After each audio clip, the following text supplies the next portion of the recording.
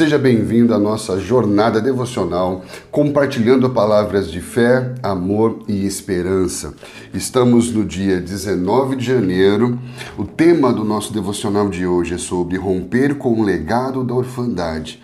E o nosso texto base está em Romanos capítulo 8, versículo 15, que diz assim: Pois vocês não receberam um espírito que os escravize para novamente temerem, mas receberam o Espírito que os torna filhos por adoção, por meio do qual clamamos, Abba, Pai.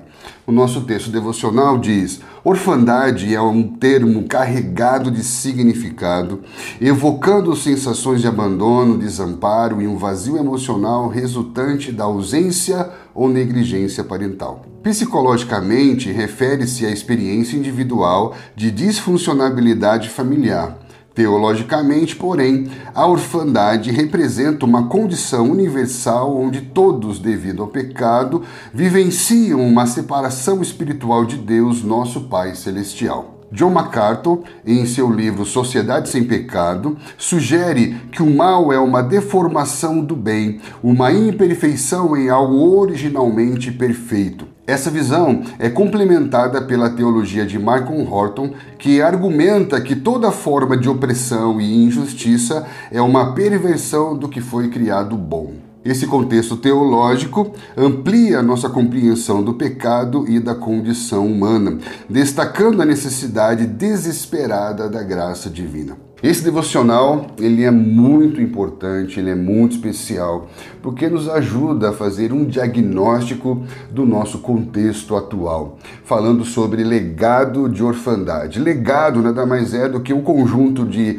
valores, memórias, crenças e influências que são transmitidas de uma geração para outra. E esse legado, ele é espiritual, esse legado, ele é psicossocial familiar, esse legado é sociocultural. Então existem várias maneiras de entendermos como esses valores, como esses princípios, como essas influências afetam a nossa vida hoje.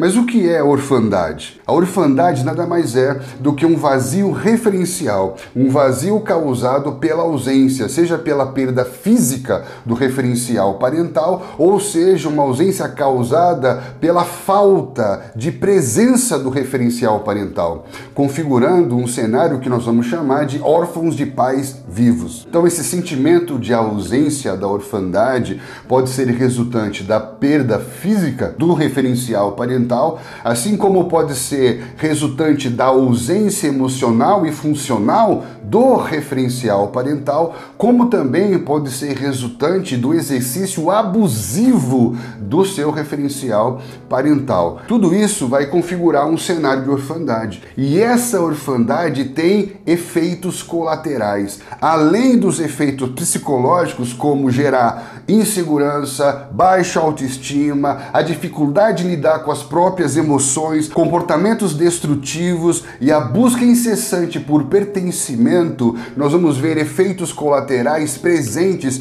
dentro do contexto familiar. Então nós vamos perceber que a disfuncionalidade ou a falta desses referenciais na estrutura familiar vai gerar dificuldade com a comunicação, uma dificuldade com a desconfiança, suspeita, perpetuar ciclos de dor, de rejeição, sentimento de inferioridade. E isso vai gerando mais fragmentação ainda dentro do ambiente social. E querendo ou não, acreditando ou não, gostando ou não, a verdade é que a ausência das figuras parentais e a quebra dos laços familiares vão criando cada vez mais esse vazio profundo dentro dos indivíduos, levando ao que nós chamamos de uma cultura de orfandade. São efeitos da orfandade dentro do contexto psicossocial familiar. E isso cresce também assustadoramente, porque quanto mais somos afetados pela orfandade, mais nós vamos promovendo uma cultura de orfandade. Quanto mais vemos a fragmentação familiar, mais nós vemos quebras de relações dentro do nosso contexto social. E quando o nosso contexto social é afetado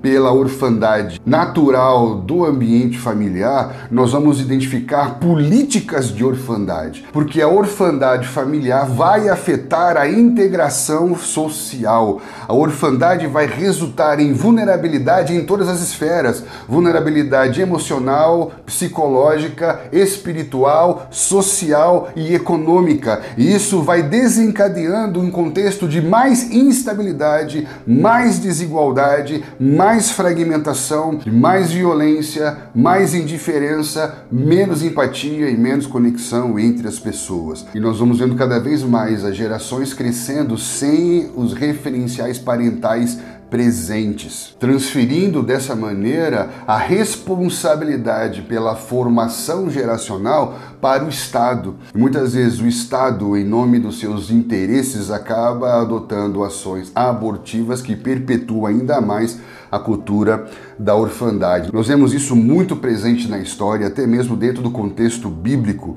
Você vai ver que políticas de orfandade abortam propósitos geracionais de Deus. Isso aconteceu nos dias de Moisés, quando o decreto da morte dos meninos tem como intenção romper com o processo de libertação do povo. Quando o Estado assume o papel educativo por causa da ausência parental, a intenção do Estado não é empoderadora como a intenção de um pai. A intenção do Estado é de controle. E nós vamos perceber historicamente que, em nome do controle, muitos decretos políticos foram abortivos. Nós vemos na história do Egito que o império que exerce poder pela manipulação e controle decretou a morte dos meninos para que um povo oprimido não fosse empoderado para empreender a sua história com Deus no deserto. E da mesma maneira, no Novo Testamento, é decretada a morte dos meninos para, de alguma maneira, abortar o nascimento daquele que seria o libertador de todas as nações da terra. Olha que interessante, a orfandade dentro do contexto familiar, ela vai desencadear uma orfandade dentro do contexto social, que também vai estar presente dentro das próprias estruturas políticas. Além disso, nós vamos identificar também a orfandade dentro da estrutura religiosa, porque esse homem que sofre com o seu vazio existencial de um referencial parental, ele vai procurar na religião pertencimento. Porém, devemos tomar muito cuidado com isso. Olha o que diz João capítulo 8, versículo 38. Eu falo das coisas que vi junto do meu Pai. Vós, porém, fazeis o que vistes no vosso pai. Então lhe responderam, nosso pai é Abraão. Ou seja, nós somos religiosos e na religião nós encontramos acolhimento e pertencimento. Jesus diz, se vocês fossem filhos de Abraão, vocês praticariam as obras de Abraão. Vocês fazem as obras do vosso pai. E ele vai dizer aqui que esses religiosos eram filhos do diabo. Por quê? Porque o diabo é o pai da mentira e eles viviam uma religião que Jesus chama de hipócrita, ou seja, uma encenação cerimonial religiosa que não estava fundamentada na verdadeira relação com Deus, que só é possível por meio de Jesus. Então é como se Jesus estivesse dizendo, vocês são bastardos. Eles dizem, não, nós temos um pai que é Deus. Então Jesus disse, se eu fosse o pai de vocês, vocês me amariam, porque eu vim de Deus e agora estou aqui. E eu não vim por mim mesmo, mas ele me enviou, o Pai me enviou. Então por que vocês não me ouvem? Porque são incapazes de ouvir a minha palavra. Então olha que interessante, a religiosidade pode trazer uma sensação de acolhimento e pertencimento que não é real. Olha o que diz Marcos Borges no seu livro Avivamento do Odre Novo, Cura e Libertação da Família.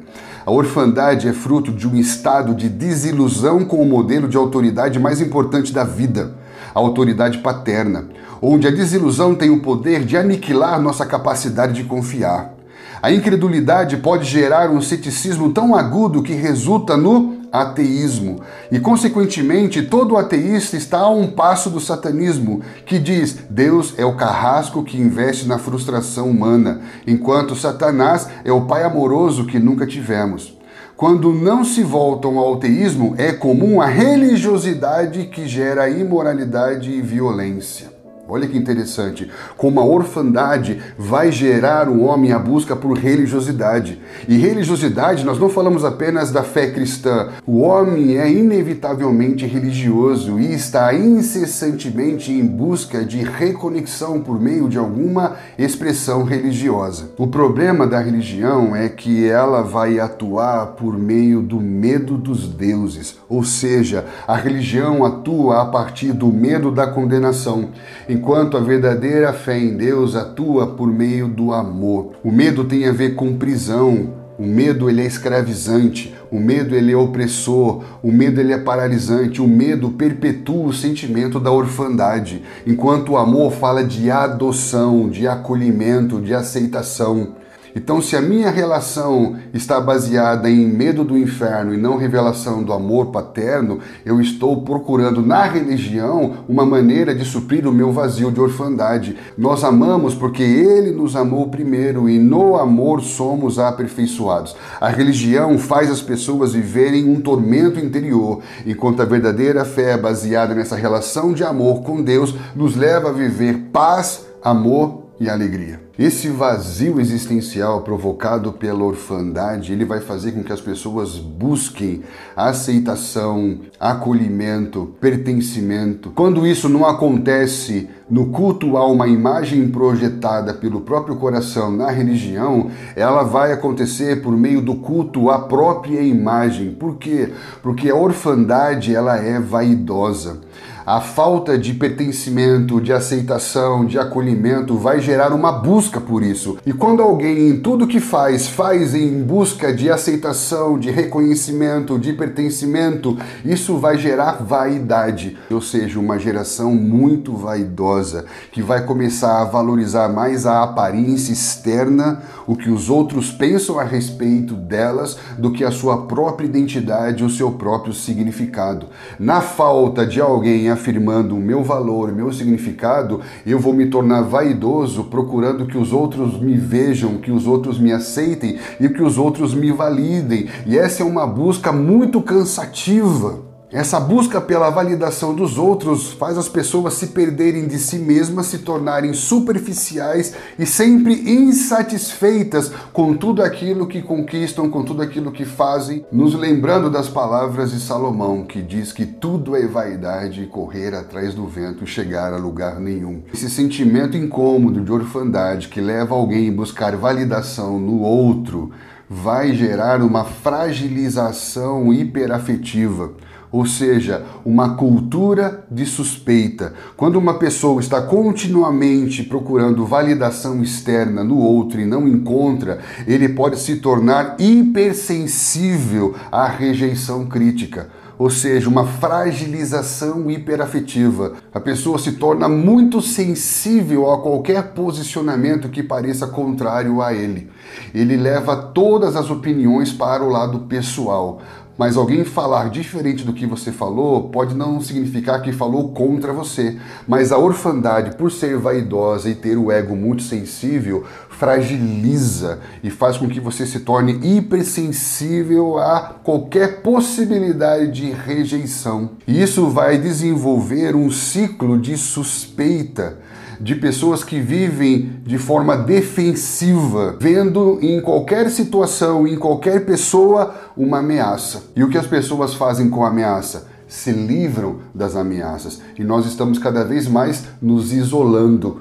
E quanto mais isolado eu estou por me sentir sensível à possibilidade da rejeição do outro, menos aceitação alcanço e mais profundo vai ser o meu sentimento de insegurança e de orfandade. Isso tudo só vai aumentar o nível de crise de identidade e de sentido da vida. Portanto, um legado de orfandade promove uma cultura de orfandade que promove efeitos de orfandade. E agora, o que fazer com relação a isso? Primeira coisa que precisamos entender é que a orfandade não é uma experiência de alguns que tiveram a perda do seu referencial parental.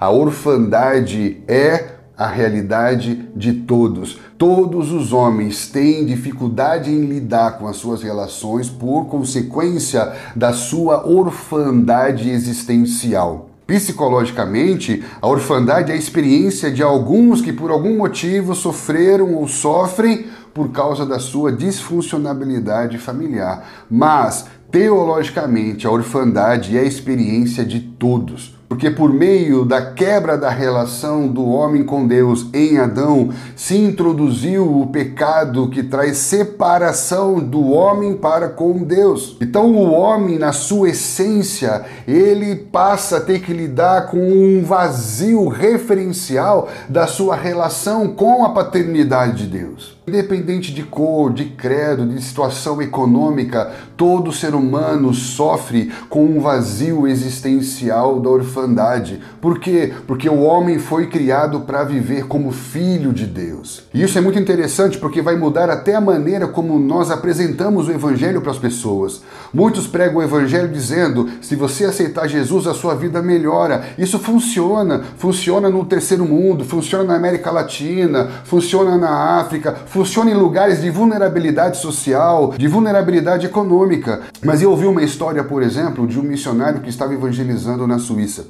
E esse suíço disse para ele, para que eu preciso de Deus se eu tenho tudo? A pregação do evangelho circunstancial, que melhora a situação da vida, nesse contexto não funciona.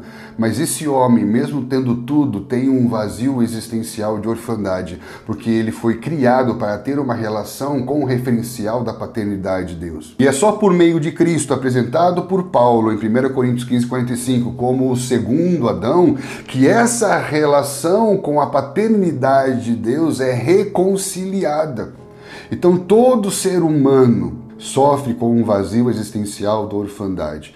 E é só por meio de Cristo Jesus, o Filho de Deus, que nós temos a revelação de Deus como Pai. E aqui devemos prestar atenção em algo que nós comentamos aqui no nosso devocional. Cuidado com a idolatria do modelo familiar funcional. Por que eu estou falando isso? Porque muitas vezes nós pregamos a família funcional como se a família funcional nos salvasse. Contudo, precisamos entender que antes das suas relações familiares, você já nasce com um vazio de orfandade resultante da falta da sua relação com a paternidade de Deus. Estava ministrando um dia numa base missionária e o tema da aula era sobre paternidade de Deus. Então uma jovem estudante me disse, eu não tenho nenhum problema com essa matéria, porque eu tenho ótimos pais e eu cresci dentro de um modelo de família funcional. Então eu olhei para essa jovem e disse, então você está querendo me dizer que por ter crescido dentro de um modelo familiar funcional, você tem a revelação de Deus como Pai? Isso quer dizer então que você não precisa ter a revelação de Jesus para você conhecer Deus como Pai? Então isso quer dizer que Deus não precisaria ter mandado Jesus como seu filho para revelar Ele como Pai a todos os homens? Olha como esse posicionamento sutil de idolatria do modelo familiar traz consequências teológicas profundas. É como se eu dissesse que por ter um bom pai eu não preciso de Jesus por meio de quem Deus Pai é conhecido. E esse pensamento, ele não aconteceu de um dia para o outro, é algo que vem sido transmitido como um legado geracional, teológico e psicológico. Teológico porque, como nós comentamos do devocional, Pelágio via a humanidade como fundamentalmente capaz de escolher o bem através de práticas disciplinares. E esse pensamento ganhou força com a influência da psicologia comportamental, que acredita que por meio do estímulo, do condicionamento, da disciplina e da correção, alguém pode se tornar bom. Olha que perigo isso.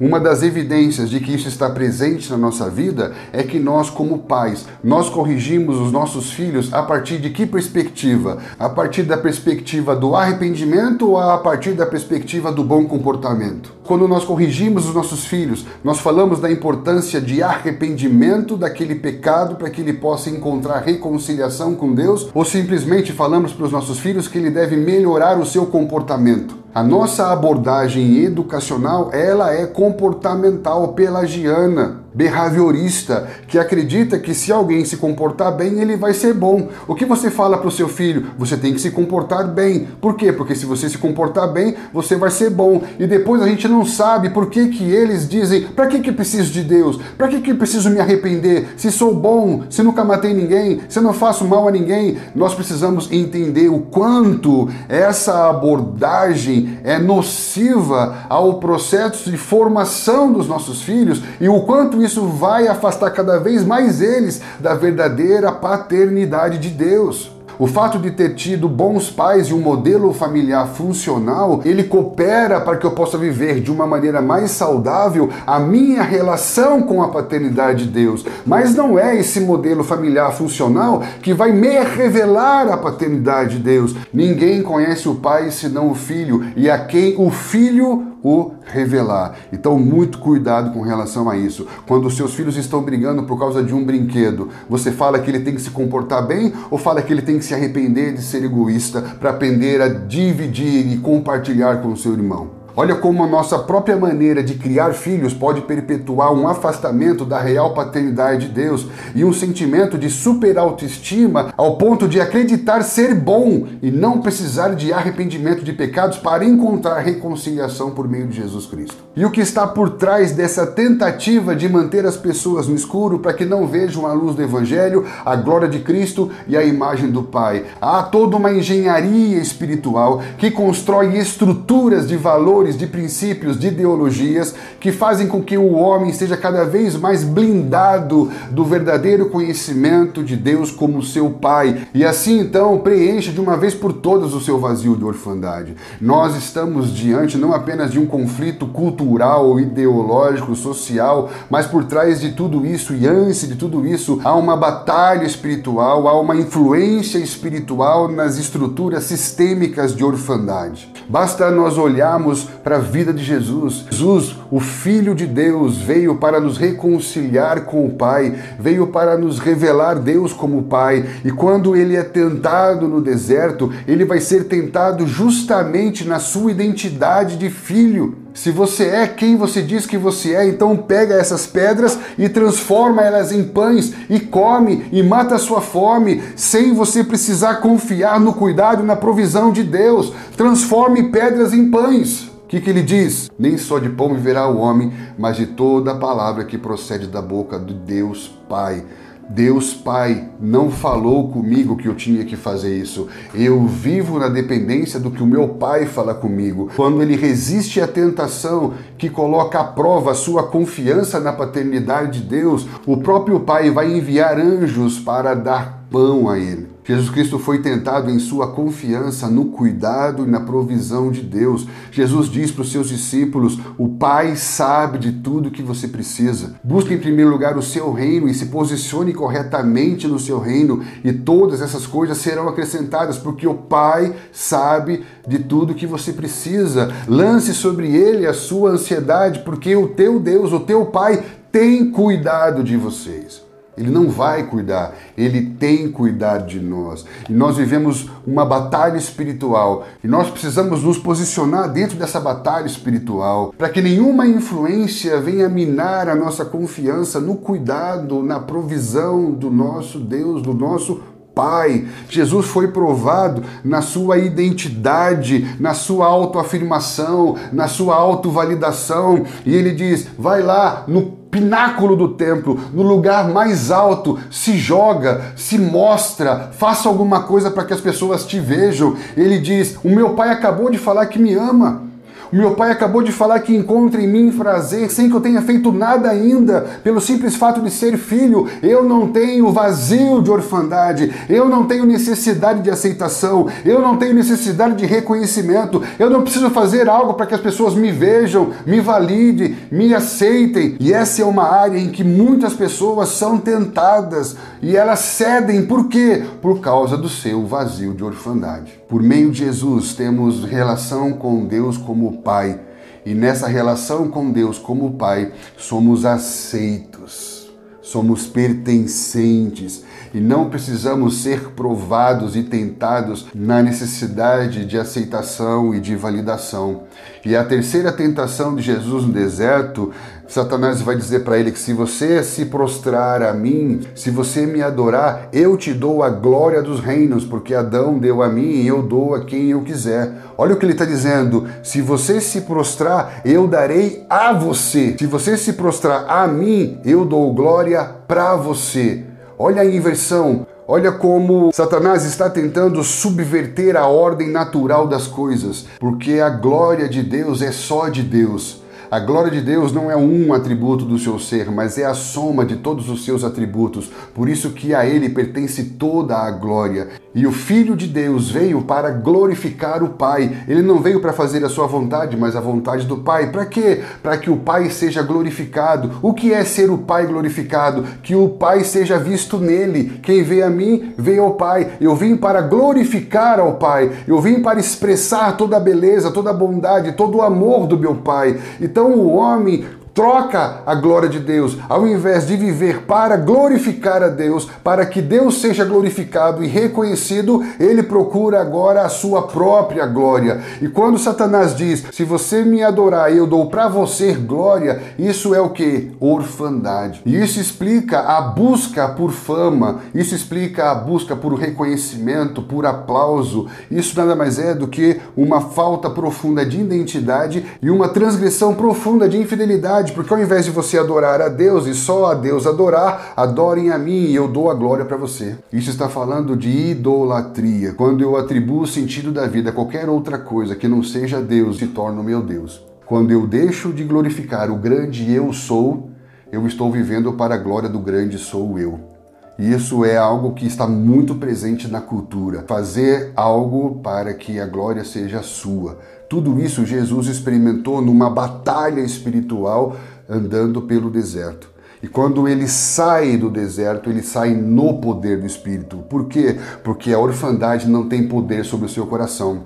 Quando a orfandade não tem mais poder e influência sobre o seu coração, você tem autoridade sobre a orfandade. E aí você pode pregar o evangelho do reino chegou e expressar toda a paternidade de Deus sobre a sua vida. Quando nós falamos que existe uma batalha espiritual por trás da orfandade, é muito interessante você perceber que no Antigo Testamento se fala pouco sobre demônios, mas em uma das poucas situações que isso aparece é justamente quando se trata de uma divindade chamada Moloque. Levíticos capítulo 18, versículo 21 diz: a tua descendência não darás nenhum para dedicar-se a Moloque, nem profanarás o nome do teu Deus, eu sou o Senhor. E por incrível que pareça, essa divindade era presente dentro da cultura de Israel como povo de Deus. Olha o que diz Levítico 17:7. Nunca mais oferecerão os seus sacrifícios a demônios, com os quais eles se prostituem. Isso lhes será por estatuto perpétuo nas gerações. Então haviam ritos, cerimônias,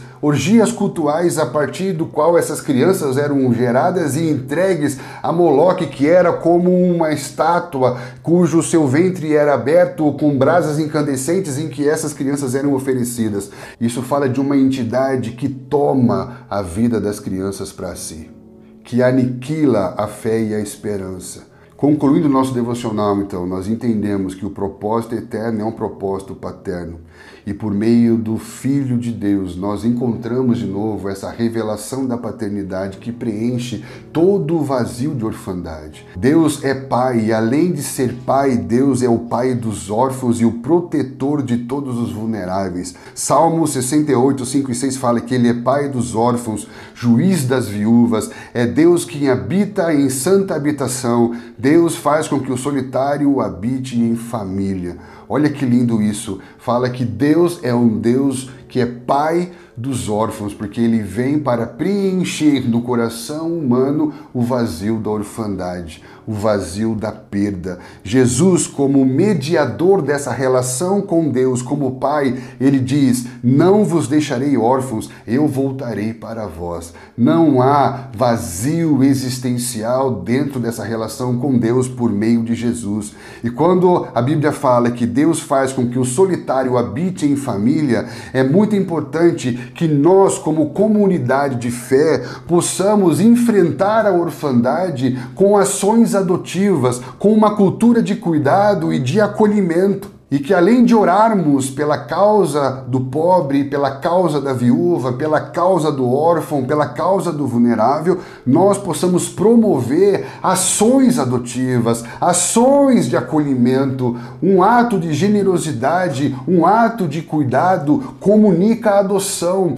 comunica acolhimento, comunica pertencimento. E isso vai fazendo com que o órfão veja em nós, como comunidade de discípulos de Jesus, um reflexo, um testemunho da paternidade de Deus. Sendo assim, Deus faz por meio de nós o órfão habitar em família. Deus faz por meio da sua igreja órfãos habitarem em família. Então todo aquele que sofre com o vazio por falta de um referencial parental deve encontrar dentro da comunidade de fé acolhimento, pertencimento, para que o órfão passe a viver em família. Essa comunidade de fé, essa comunidade de filhos, essa família de Deus deve promover uma cultura de cuidado mútuo, em que um cuida do outro, um percebe o outro, um tem empatia e compaixão pelo outro, e não um falar mal do outro. E esse cuidado mútuo deve ser um cuidado integral. Não se trata apenas do cuidado espiritual, mas também do cuidado emocional, do cuidado físico, material. Por quê? Porque nós somos um ser integral e o Evangelho é o Evangelho todo, para o homem todo, de todo lugar. Então temos que pensar as necessidades emocionais, as necessidades materiais, além das necessidades espirituais de todas as famílias que se achegam a essa comunidade da fé, oferecendo todo e qualquer tipo de apoio. Para quê? Para que o órfão experimente como é viver em família. Essa comunidade de fé, que nada mais é do que uma família de muitos filhos semelhantes a Jesus, deve promover essa cultura de cuidado integral e formador por meio da prática do discipulado, que nada mais é do que presença, intencionalidade nas relações. Então é um ajudar o outro, um encorajar o outro. A palavra diz: não deixe de congregar, quanto mais se percebe que o dia do Senhor se aproxima. Antes, encorajem uns aos outros, fortaleçam uns aos outros, estimulem uns aos outros. É uma cultura de cuidado, é uma cultura discipuladora, em que um presta atenção no outro, em que um está disposto a um amor sacrificial para ver Cristo sendo formado no outro. E isso tudo vai gerando mais pertencimento, mais identidade, mais consciência de missão e de propósito. Então a comunidade de fé, quando gera essa cultura de acolhimento e de pertencimento, automaticamente ela já está se posicionando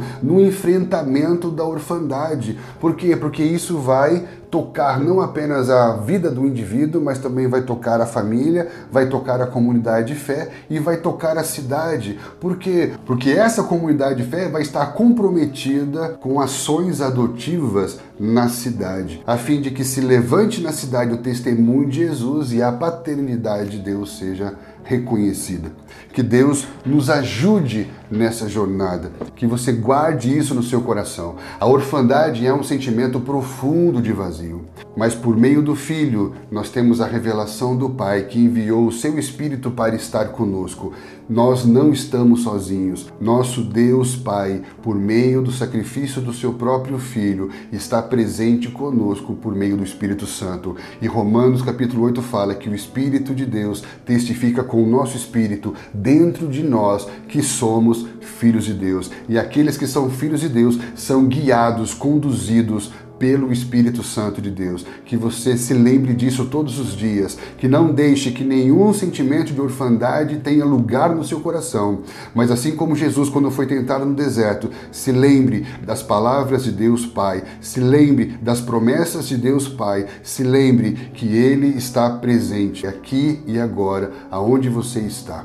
Se lembre, não está mais sobre nós o espírito de escravidão ou de medo, mas o espírito de adoção que nos faz clamar: Abba, Pai. Chame pelo seu Pai, fale com o teu Pai, que em secreto te abençoa, aí onde você está. Que Deus te abençoe grandemente e espero encontrar você no nosso próximo devocional.